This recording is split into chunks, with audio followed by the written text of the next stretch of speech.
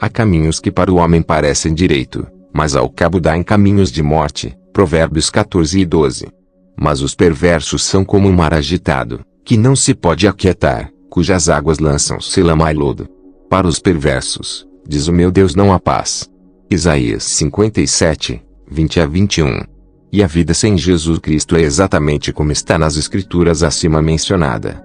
Saí da minha aldeia com 50 nairas, e o endereço indicado pela Alice, escapando para a liberdade, libertinagem, para a diversão de todos e de tudo, mas, como veremos mais tarde, tudo estava longe do que eu tinha concebido no meu coração jovem. Quando cheguei em Lagos, que era tão bonito aos meus olhos, eu comparei a cidade com o céu, embora não tenha ideia como é o céu. Vi todos os edifícios compridos e bonitos e em cada rosto eu pude observar que havia felicidade. Assim pensei. As pessoas pareciam muito ocupadas, cada um com o seu negócio. Fiquei animado e disse para mim mesmo, agora eu sei que sou livre. Cheguei em Akintola Road, Ilha da Victoria, e fui bem recebido por Alice e seus pais. Os pais da Alice sabiam do meu historial, pois viemos da mesma aldeia, mas nunca souberam do meu relacionamento com a filha deles. Alice, em seguida, apresentou-me a eles como um homem que escolheu para casar. Os pais estavam chocados, mas depois de algumas discussões com ela, concordaram com a condição de que eles iriam patrocinar os meus estudos. Alice rejeitou a proposta e pediu que os pais autorizassem que eu fosse viver com ela em seu próprio apartamento. Os pais não aceitavam isto, mas ela insistiu. Eles tiveram uma forte discussão por 4 dias e inexplicavelmente eles concordaram e mudei-me com Alice para o apartamento. Alice, uma garota muito bonita, disse-me que ela era uma contabilista no Standard Bank, e que ela iria tornar-me rico e dar-me tudo o que eu preciso nesta vida, e ela disse-me, relaxe e divirta-se. Minha primeira impressão acerca de Lagos era verdade, afinal, poucos meses atrás eu estava em uma pequena cabana em uma pequena aldeia cercada por ódio, fome e sofrimento, e aqui estava eu vivendo em uma grande cidade, em um apartamento bem decorado com uma bela esposa, que tinha prometido dar-me tudo o que a vida pode oferecer. Ela banhou-me com brindes, dinheiro, vestuário, amor, etc. Eu não sabia que o mundo estava cheio destas coisas boas. O demônio realmente é um enganador. Esta é a razão pela qual a Escritura Sagrada diz, somente o Filho de Deus, Jesus Cristo, pode dar vida e dar-lhe em abundância. Caro leitor, o diabo não tem dom gratuito. Qualquer coisa que ele te der é para uma troca com a sua alma. Este estado de euforia foi de curta duração, uma vez que após um período de 3 meses começaram a acontecer coisas estranhas. As experiências misteriosas. Uma noite, eu acordei nas horas mortas da noite e encontrei uma cobra jiboia ao lado. Eu quis gritar, mas não podia. Algumas noites, despertava para ver Alice, mas o corpo dela era tão transparente como um saco celofane. Noutras noites, ela desaparecia e reaparecia, e eu ouvia barulho estranho, pessoas dançando na sala, etc. Eu já não podia suportar estes acontecimentos tão temerosos. Eu decidi perguntar-lhe. A primeira reação foi de violência e grave advertência.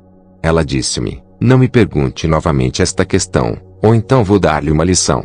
Desde então comecei a perceber que a minha vida estava em perigo. Então eu preferi o sofrimento na aldeia do que a vida que eu vim descobrir em Lagos. Fiquei com medo da Alice. 2 dias passaram e ela veio com sorrisos, presentes e me abraçou. Ela disse-me o quanto ela amava-me, cuidou de mim e incentivou-me para não ter medo e prometeu explicar as coisas para mim mais tarde. Ela levou-me a um clube noturno e ali recordou-me da sua promessa de tornar-me rico, etc. E disse-me, um dia você saberá tudo o que eu sei. Voltamos para casa e a vida continuou normal entre nós. Interiormente eu sabia que eu estava em perigo, mas eu não poderia escapar e fugir, pois, para onde eu iria? É importante notar aqui que os pais da Alice não sabiam que a sua filha, embora jovem, estava seriamente envolvida no ocultismo e espiritualismo.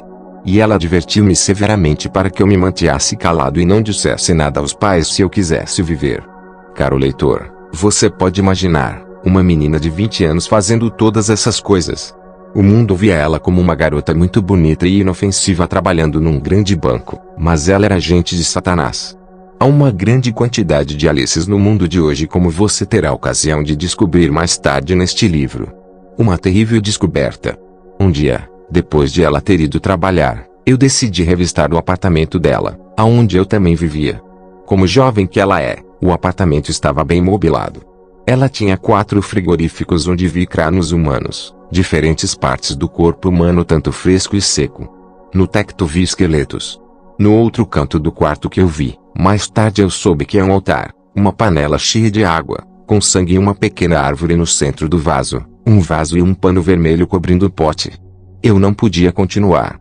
Agora eu sabia que eu era um homem morto e uma vez que eu não tinha para onde fugir, eu rendia minha vida para qualquer coisa que viesse, a vida ou a morte, e manter fechados os meus lábios. Alice voltou do trabalho e da forma como ela olhou para mim, eu sabia que mesmo em seu escritório, ela sabia do que eu tinha feito em casa dela. O meu encontro com o mundo oculto. No dia seguinte, ela pediu-me para seguir ela para uma reunião. Eu era já um cativo e não tinha escolha. Fomos para um grande edifício nos arredores de Lagos. Ao chegar, o prédio tinha uma sala de conferência subterrânea. Fui instruído por Alice para entrar de costas. Eu obedeci e entrei de costas. Ela também fez o mesmo.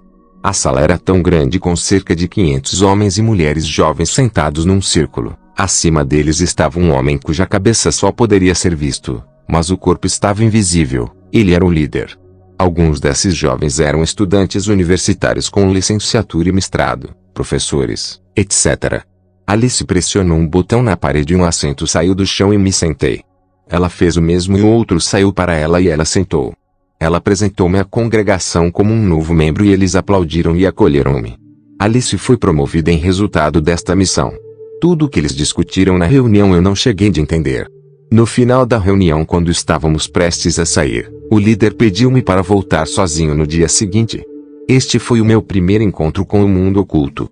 Essa mesma noite, às 2 horas da madrugada, e esta é a hora habitual de reuniões e operações perigosas de todas as forças das trevas e os seus agentes, Alice acordou e revelou algumas coisas para mim. Ela disse: eu não sou um simples ser humano. Estou meio humano e metade espírito, mas principalmente espírito. O que você vê no meu altar é o que eu uso durante a minha oração, todas as manhãs, a fim de que os espíritos me deem direção durante o dia. Quanto aos esqueletos eu dir-lhe-ei mais tarde. Eu nunca dizia uma palavra sequer.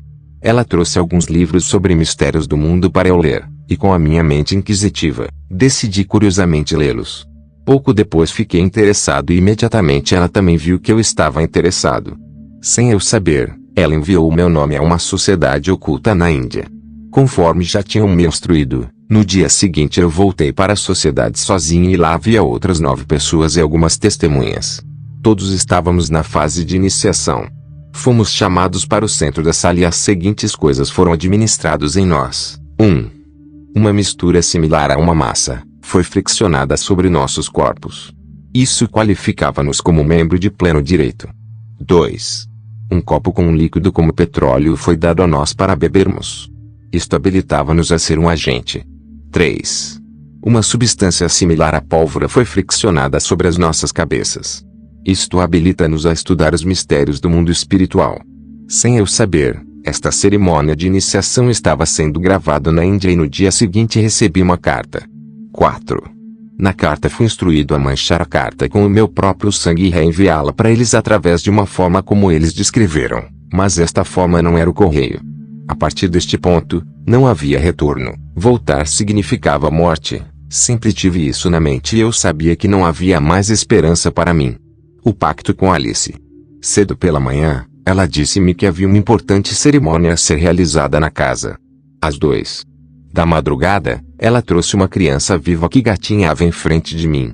Alice usou seus dedos e arrancou os olhos da criança. O grito da criança quebrou meu coração. Ela de seguida esquartejou a criança em pedaços e derramou o sangue e a carne em uma bandeja e pediu-me para comer. Eu recusei. Ela olhou para mim e aquilo que sairá dos olhos dela não pode ser explicado por escrito. Antes eu achava que sabia o que estava a acontecer, mas não. De repente eu estava a mastigar a carne, mas também a lamber o sangue. Enquanto isto acontecia, ela disse: este é um pacto entre nós. Você nunca vai dizer acerca de mim a ninguém, nem um homem na terra, ou dizer algo ou qualquer coisa que você vê a mim fazendo. O dia que você quebrar este pacto, então sua própria vida será eliminada. Significando que o dia em que eu quebrasse este pacto seria morto. Após este incidente, comecei a ter sentimentos estranhos dentro de mim. Eu estava alterado e já não podia controlar-me. Uma palavra de alerta para as mães. Você conhece a sua empregada ou empregado, ajudantes, trabalhadores? Qual é o seu passado? Você preocupou-se em saber tudo sobre sua empregada ou empregado, ajudantes, trabalhadores antes de confiar a vida de seus filhos, a sua casa, etc. a eles? Como é que Alice obteve a criança que ela há pouco esquartejou? Você poderá ter a mesma pergunta. Portanto, pais, saber o passado e o historial dos seus, empregado ou empregado, ajudantes, trabalhadores é muito importante. Alice, quando viu que ela tinha conseguido envolver-me totalmente no espiritismo e estava rapidamente desenvolvendo-me na área, ela ficou satisfeita, pois sua missão tinha sido cumprida. Ela encontrou um apartamento para mim, ajudou-me a mobiliar e posteriormente cortou as nossas relações. O pacto na Índia. A sociedade em Delhi, na Índia, enviou-me uma segunda carta pedindo-me para ir ao Brasil. Nele também fui instruído a fazer o seguinte: comer excretos deteriorados cheirando a rato, e ter relações sexuais com espíritos no cemitério à noite. Após eu ter cumprido com as instruções acima mencionados, fui proibido de ter qualquer relação sexual com mulheres na Terra. Enviei uma resposta à carta informando-lhes que eu não tinha visto de entrada e não sabia como chegar à Índia. Neste momento eu tinha começado a fazer negócios. Eu era um grande traficante, mas por causa destes poderes eu nunca tinha problemas com os alfandegários, etc. Comecei a ter uma grande quantidade de dinheiro, comida e materiais já não eram escassos. Um dia, eu tranquei o meu apartamento e saí. Ao voltar, abri a porta e eis um homem sentado no sofá. Eu tive medo. Ele disse: "Você é Emmanuel Amos?" Eu disse que era. Ele disse: "Eu fui enviado para vir te buscar e ires comigo até a Índia, por isso prepara-se." Eu tranquei todas as portas, fui e sentei-me ao lado dele na almofada, pronto para o próximo passo. Mas como um relâmpago, ele tocou-me e desaparecemos. O próximo lugar onde eu me vi foi numa grande conferência municipal em Nova Delhi, Índia, com uma grande congregação já sentada e esperando para saudar-nos. Trouxeram arquivos onde o meu nome já havia sido escrito e pediram-me para assinar. Eu assinei. De seguida uma bandeja contendo carne humana, cortados em pedaços com uma bacia de sangue foram trazidos. Cada um foi entregue uma jarra vazia. Em seguida, um homem sem cabeça veio verter o sangue para as jarras. Diferentes velas e incensos também estavam sendo queimados. O homem sem cabeça fez alguns encantamentos, magias e todos beberam o sangue e comeram a carne. E o encontro foi encerrado. A iniciação na Índia. Agora, o meu período de teste tinha chegado. Eu fui enviado para um vale cerca de 200 metros de profundidade. Nele haviam diversos e perigosos répteis e animais selvagens. Estes animais deveriam torturar-me. Eu não devia gritar. Se eu gritasse significava reprovar o teste e a consequência seria a morte. Após 7 dias de agonia que fui submetido, fui enviado para um lugar chamado Selva da Índia. Nesta selva, vi vários tipos de aves demoníacas. Eram demoníacas porque alguns tinham rostos como cães, gatos, etc., mas com asas. Dentro desta selva havia uma caverna. A caverna era aberta apenas por aves demoníacas. Eles abriram a caverna e eu fui para dentro. As coisas que eu vi são difíceis de explicar. Havia terríveis criaturas. Alguns eram como seres humanos, mas com caudas sem rosto humano, etc. Este foi outro local de tortura. A tortura ali poderia ser melhor descrito como semi-inferno. Eu estive naquele estado, durante 7 dias, agoniado. Fui posto fora do local do teste. Fui então enviado a uma grande biblioteca que continha grandes volumes de livros de estudo místico. Eu depois selecionei 2 livros, Abisinia, o que significa destruição, e Assina, o que significa dar vida e cura. Mais tarde me foi dado mais livros. Eu fui instruído a construir um altar logo que retornasse à Nigéria com as seguintes coisas: um pote nativo cheio de sangue humano, uma árvore no interior, um crânio humano, penas de abutres, peles dos animais selvagens, pele de jiboia, um grande metal brilhante ao lado do pote. O sangue dentro do pote de água deve ser tomada todas as manhãs com um encantamento aos espíritos. Fui também aconselhado a nunca mais comer qualquer alimento cozido por homem, mas que deveria alimentar-me supernaturalmente. Com todas estas instruções voltei à Nigéria da mesma maneira que eu fui, desaparecendo, e cumpri todas as regras. O regresso à casa na Nigéria. Agora tornei-me uma parte integrante do espírito do mundo e poderia viajar à vontade para qualquer parte do mundo. De acordo com os livros que trouxe, os espíritos são seres que vivem no espaço. Talvez eles iriam aumentar meus poderes, então eu decidi tentar. Eu vim para fora da minha casa, fiz alguns encantamentos, magias e apelei, invoquei redemoinho do vento e desapareci. Eu encontrei-me no espaço e vi estes seres, os espíritos. Eles perguntaram o que eu queria. E eu disse-lhes que queria poderes. Voltei à Terra depois de 2 semanas, após ter adquirido competências a partir deles. Tal como eu disse anteriormente, eu já não podia controlar-me. Apesar de todos estes poderes que já tinha recebido, ainda eram necessários mais e mais poderes. Eu então decidi ir ao submundo para provar o que está escrito nos livros que me foram entregues. Um dia, fui a um lugar escondido no mato, fiz alguns encantamentos como vem escrito nos livros e comandei o terreno para abrir-se. O terreno abriu-se e os demônios providenciaram escadas imediatamente. Eu entrei e fui para dentro. Havia uma escuridão total que só pode ser comparada com uma das pragas que ocorreram no Egito como registrado na Bíblia. Vi um monte de coisas que são difíceis de explicar. Vi pessoas acorrentadas, pessoas usadas para fazer dinheiro. As funções destas pessoas era trabalhar dia e noite para criar e fornecer dinheiro para os seus captores. Vi alguns membros de elite da sociedade que estavam lá para fazer alguns sacrifícios para depois voltar para o mundo com alguns dons que lhes são transmitidos pelos espíritos maus para ter o controle do local onde são dirigentes, líderes. Vi alguns líderes das igrejas, que também lá estavam para adquirir poderes, poderes de dizer, fazer uma coisa sem a igreja questionar. Eu permaneci por 2 semanas e depois voltei a receber mais competências e poderes. As pessoas me viam, achavam-me como jovem inocente, mas nunca sabiam que eu era uma pessoa perigosa. Há muitas dessas pessoas ao nosso redor, na Terra. Apenas aqueles que estão em Cristo Jesus estão seguros no verdadeiro sentido da palavra segurança. O pacto com a rainha do mar. Uma noite, eu decidi dar um passeio. Ao longo da via onde está a paragem de autocarros, Ebute-Meta, eu vi uma dama jovem bela em pé. Eu não lhe falei nem dirigi a palavra para ela. No dia seguinte, enquanto passava pelo mesmo local eu vi ela no mesmo local. O 3º dia eu via novamente no mesmo local e ao mesmo tempo que eu estava a passar ela chamou-me. Então eu apresentei-me como Emanuel Amos, mas ela recusou-se a apresentar-se. Eu perguntei o nome dela e o endereço, mas ela só sorriu. Ela perguntou-me o meu endereço e eu disse-lhe apenas a rua. Quando eu ia embora, ela disse que iria visitar-me um dia. Em minha mente eu pensei que era impossível, pois eu não lhe dei o número da minha casa, como então ela poderia vir? Passada uma semana, ouvi alguém batendo à minha porta. Ela estava lá, a misteriosa mulher. Saudei-a, mas na minha mente perguntei-me que esta bela senhora estava ali fazendo. Sabia ela que estava a pisar um terreno perigoso? Entrete a ela, e ela foi-se embora. Depois desta primeira visita, ela veio visitar-me regularmente sem termos qualquer relacionamento. Constatei que as visitas dela eram em um determinado tempo, e nunca era um minuto mais cedo ou mais tarde, mas sim a mesma hora. Em algumas das visitas dela, eu levava-lhe a Lagos Babeashi, ou para Paramount Hotel Ambassador. Todo esse tempo, ela ainda não me tinha dito o seu nome.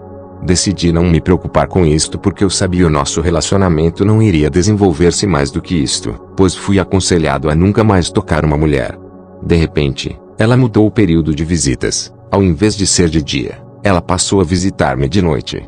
Durante uma das visitas, ela disse-me, agora é hora de você visitar-me.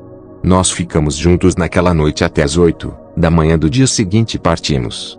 No ônibus eu disse ao motorista para parar no Babeashi. Perguntei-lhe, onde é que vamos? Ela disse, não se preocupe, você vai conhecer a minha casa. Ela levou-me para um canto do Babeashi, usando algo como um cinto amarrou-me a ela e imediatamente uma força veio de trás e empurrou-nos para o mar. Começamos a voar sobre a superfície da água e em frente para o mar. Caro leitor, estas coisas aconteceram na minha forma física. Em um ponto, afundamo-nos no mar e para minha surpresa, vimos-nos percorrendo uma via rápida. Nós estávamos numa cidade por baixo do mar com um grande número de pessoas muito ocupadas. Os espíritos do mundo. Ao chegar vi laboratórios, como laboratório de investigação científica, laboratórios de projeção, desenho e um anfiteatro. Na parte de trás da cidade, vi jovens raparigas bonitas e melhor homens jovens. Nenhum idoso vi. Ela apresentou-me a eles e fui bem acolhido. Ela levou-me a lugares como sala escura, sala de secagem, e sala de empacotamento. Ela então levou-me a uma das principais fábricas e armazéns e, De seguida, levou-me à mansão dela privada. Lá eu sentei-me e ela disse-me: eu sou a rainha do mar e gostaria muito de trabalhar com você. Eu prometo dar-lhe a riqueza e tudo o que precisas para acompanhar essa riqueza, a proteção, a vida e um anjo para orientá-lo. Ela, pressionando um botão, uma bandeja saiu com carne humana, em pedaços, em que juntos comemos. Ela comandou que aparecesse uma jiboia e mandou-me engolir. Eu não poderia, mas ela insistiu, mas eu não podia. Como eu poderia engolir uma jiboia viva? Ela então usou seus poderes e ela fez com que eu engolisse a jiboia viva. Com este ato 3 pactos foram assinados: a carne e o sangue humanos, a jiboia e o anjo demoníaco. Estes estavam sempre lá para certificar-se de que nenhum segredo foi revelado. Ao anjo foi dado o poder de disciplinar-me se eu desviar-me/rebelar-me, e também para me trazer comida do mar a qualquer momento quando estivesse na terra. Eu prometi respeitá-la sempre. Após esta promessa, ela levou-me para um outro lado do oceano, desta vez uma ilha. Havia árvores e cada uma destas árvores tinham diferentes funções: árvore de envenenamento, árvore para matar, árvore para invocar, e árvore para curar. Ela deu-me poderes para eu alterar-me para todo o tipo de animais marinhos, como hipopótamo, jiboia e crocodilo. E, de seguida, ela desapareceu. Fiquei no mar durante uma semana e, através de um dos meios acima mencionado, como crocodilo, voltei para a terra. O submundo dos laboratórios. Eu fiquei em Lagos, durante uma semana e voltei para o mar, desta vez por 2 meses. Voltei para os laboratórios científicos para ver o que estava acontecendo. Vi todos os psiquiatras e cientistas trabalhando muito sério. O trabalho desses cientistas é desenhar belas coisas como automóveis ultramodernos, armas sofisticadas e de conhecer o mistério deste mundo. Se fosse possível eles saberem o pilar do mundo, eles poderiam tê-lo, mas graças a Deus, só Deus conhece, pois ele tem o poder absoluto. Cheguei ao laboratório de concepção e desenho e lá vi muitas amostras de tecido, diversos tipos de perfumes e cosméticos.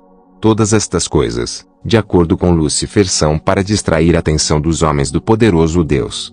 Eu também vi modelos diferentes de produtos eletrônicos, de informática e alarmes.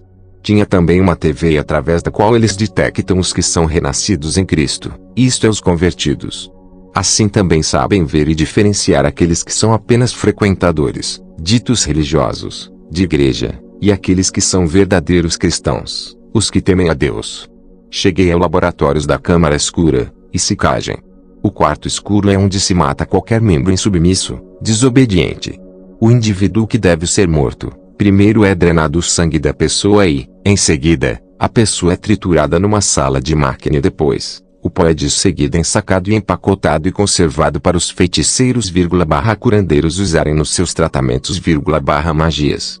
Havia mais coisas que são difíceis de explicar por escrito. Apesar de todos estes poderes em mim, eu ainda não estava qualificado para ter um encontro com o Lúcifer, mas apenas qualificada para ser o seu agente. Fiquei satisfeito com tudo que eu já tinha, poderes que poderiam enfrentar, desafiar e destruir as coisas que eu desejasse. Poderia haver quaisquer outros poderes, qualquer outro poder que eu cismasse/refletisse dentro